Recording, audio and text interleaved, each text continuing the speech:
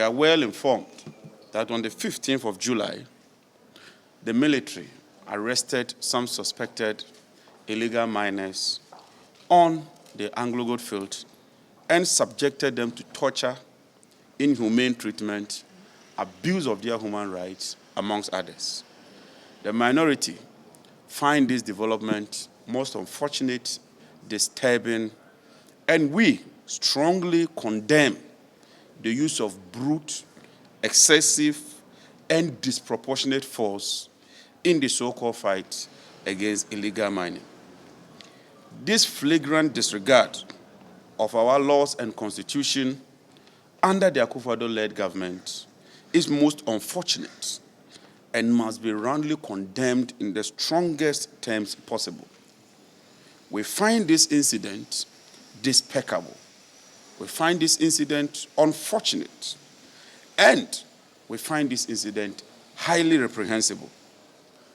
Even more disturbing is the fact that the Akufo-Addo-led government has remained mute following this incident. This is a heinous crime meted out to ordinary Ghanaians. You and I would agree that the level of unemployment is at an all-time high. And so even as we claim that we are fighting against illegal mining, it ought to be done in accordance with law.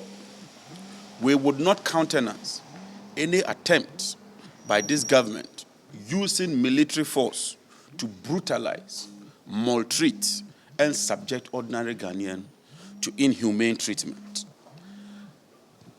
Even as they do this, they have turned a blind eye to foreigners. Whilst they are chasing Ghanaians, pursuing Ghanaians, and brutalizing the ordinary Ghanaian, foreigners are always being treated with kid gloves. And in some instances, the law is compromised to favor these foreigners when they fall foul within the laws as far as the mining sector is concerned.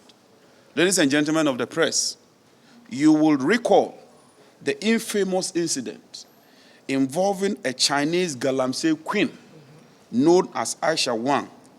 Following her arrest for her involvement in illegal mining, rather than prosecuting her to serve as a deterrent to others, the state unilaterally and surprisingly discontinued the case in court on a very flimsy and baseless excuse, as was said by Mr. Osafo-Maafo.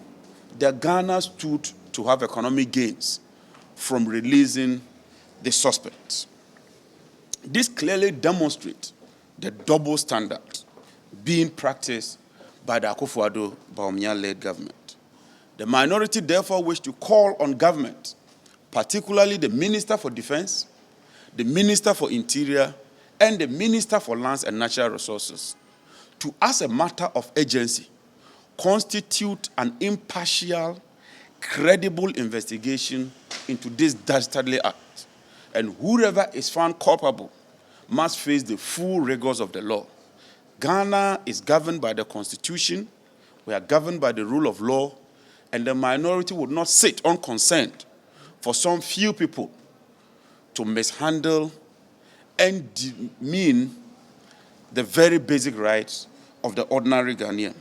This is the only way that we believe can show that the impunity and the favoritism that has characterized the Akufo-Addo-led government at least is being dealt with. The minority would continue to remain vigilant and committed and will do everything possible in our might to ensure that the right of every Ghanaian is protected under this constitution.